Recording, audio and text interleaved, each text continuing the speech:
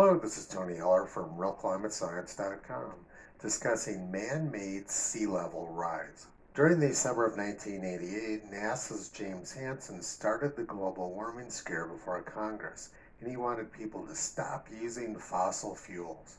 He also predicted in 1988 or 1989 that lower Manhattan would be underwater within 20 or 30 years.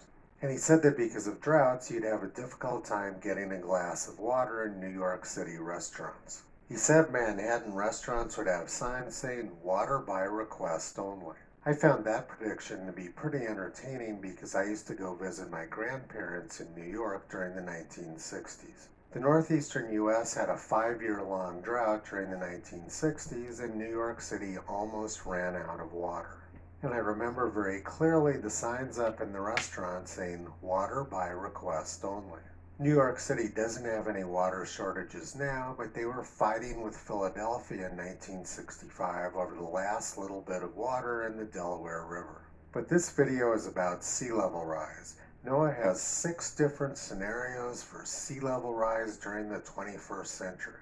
And their tide gauge at lower Manhattan shows that sea level is below their lowest scenario. Sea level at lower Manhattan is rising at the same slow rate it was when Abraham Lincoln was president.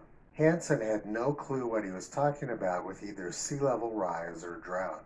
But he made the front page of the New York Times because he was demonizing fossil fuels. Sea level has risen 400 feet over the last 20,000 years. Almost all of that occurred before 7,000 years ago.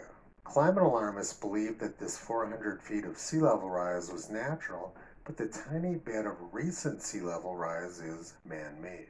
1,000 years ago, King Canute took his subjects down to the sea to show them that government does not control the rise of the seas. Unfortunately, though, 1,000 years later, we don't have very many politicians who are as intelligent as King Canute. Hansen did get one thing right, though, about Manhattan. In 1965, I could get a glass of water in a New York City restaurant by asking for it, but now New York City won't allow me in their restaurants because they don't like my kind of people.